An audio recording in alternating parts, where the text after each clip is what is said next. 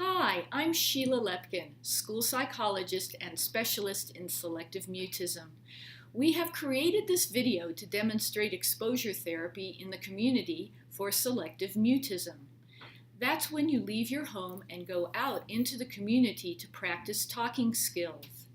If you would like to learn more about selective mutism, please contact me at srlepkin@gmail.com.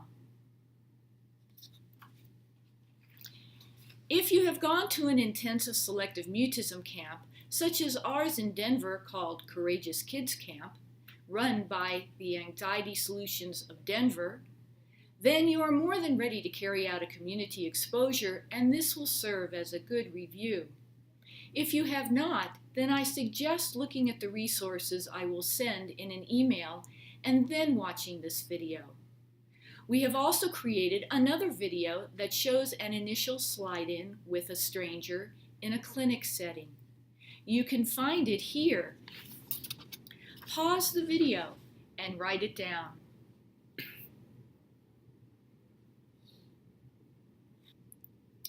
For this video, Molly Lipkin, licensed professional counselor and doctoral student, will play the parent, and Jessica Lugo, early childhood speech and language pathologist, will be the child, and I, Sheila Lepkin, will be the librarian. When doing community exposures, you always start with the home practices. Never spring an exposure on a child without preparation. Hi, sweetie. Tomorrow we're going to go to the library and ask the librarian where a certain kind of book is. And you're going to earn points towards your reward. Do you remember what kind of reward you're working on earning? Batman Lego kit. Batman Lego kit, that's right. So let's look at your chart and see how close you are to earning it. Wow, so close. Notice that mom does not give the child a choice. It's not, do you want to go? Because the answer might be, no, not today, maybe not ever. This is uncomfortable work. That's why we sweeten the deal with a reward. It doesn't have to be a long-term reward. It can be, we'll go out for ice cream when we're done here. So now the librarian might be behind a desk. So I'm going to stand here and you walk up to me and answer the librarian's question using your big, brave voice, okay? So come on over. How can I help you? Where are the books about horses? Horses? Follow me and I'll show you. Then you'll follow the librarian and I'll be with you and the librarian will show us where the books about horses are. She might ask you what your grade level is, so you'll tell her your grade. First grade. Let's practice that too. Let's start over.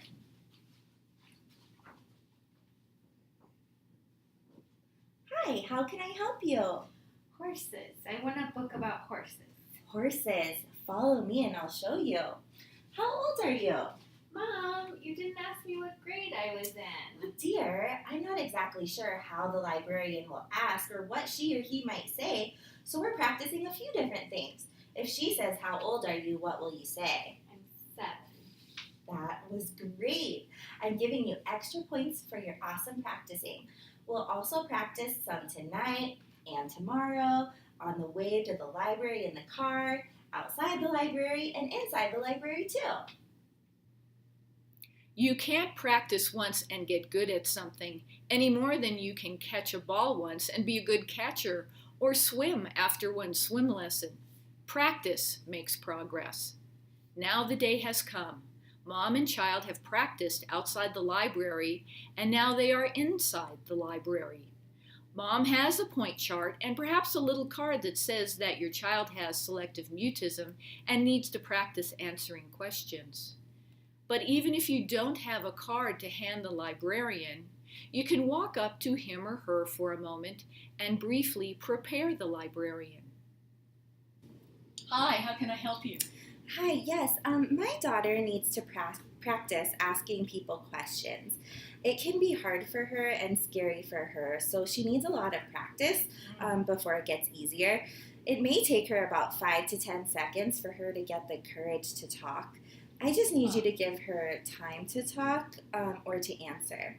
If she can't answer, I may have to ask her again, or I may take her aside and practice again with her, and then come back and try it again with you. Is that okay? Sure. Just tell me what to do. Thanks. The most important thing is to ask her, how can I help you? And just wait for her to answer without staring at her or answering the question for her. Oh, sure, I can do that. Great. At this point, everyone is a little nervous. The mom does not know how this will go.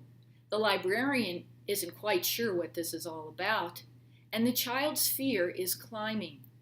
The child may try to hide behind her mother, tell her mother she can't, cry, or go silent.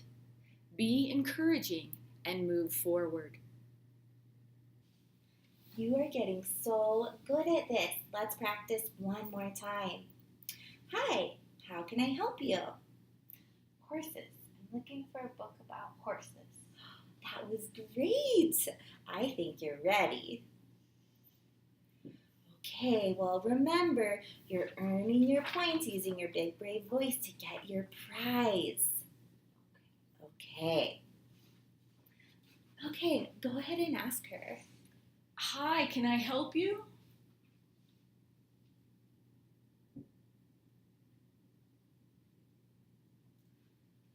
Go ahead and ask again. Hi, can I help you? Horses. Horses. Horses. I'll show you the book about horses. Follow me. Did you see what the mom did? She stood next to the librarian so that the daughter could look both at the librarian and her mother when she answered. This is one way to help pass the baton of talking. Here's another one.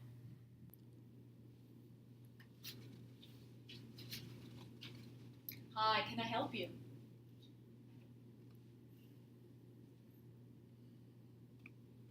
Go ahead and ask her again. Hi, can I help you?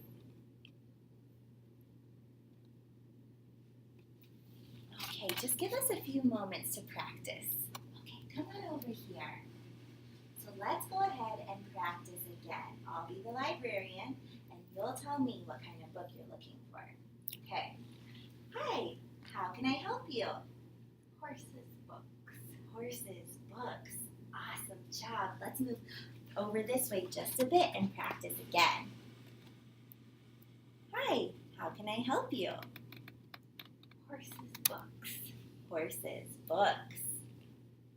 First, you will notice that Mom asked the librarian to repeat the question. Always start there. Taking just a few steps away and doing an extra practice while the librarian waits is another way of easing into talking with the librarian. Then move closer and closer and have the child repeat the response. Here's another way to pass the baton of talking. Go ahead and ask. Hi, can I help you?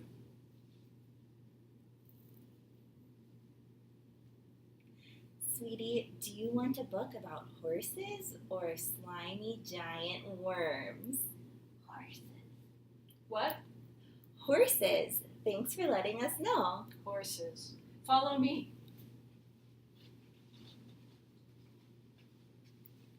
This time, the mom changed it into a forced choice question, one of the easiest questions to answer, and used a humorous choice to make it funny, which may decrease anxiety. You could even ask the librarian to say the forced choice question right there in front of your child. If the librarian cannot hear the answer, the parent should repeat the child's answer aloud. If you are unfamiliar with forced choice questions, please contact me for further resources. In the community, someone might walk up to your child and ask an unplanned question at any time. What's your name? How old are you? Are pretty common. I suggest practicing those common questions with your child so that he or she is a little more prepared for them. You might want to practice answering this question in front of an acquaintance in order to begin warming up your child to talking to a stranger. And always wait 5 to 10 seconds for your child's reply. Another warm-up is to play a game that requires talking at home, like Go Fish, and then play that same game in various places, such as fast food places with a play area. Or do scavenger hunts in pet stores or hardware stores where your child will have to ask the people who work there where these items are located. In this video, we demonstrated several techniques for practicing talking in the community: moving parents' location, stepping back and doing multiple practices, and funny forced questions. We hope that this will help you plan your own community exposures. It's called selective mutism not because children select who to talk to, but because fear of talking and replying is very situational.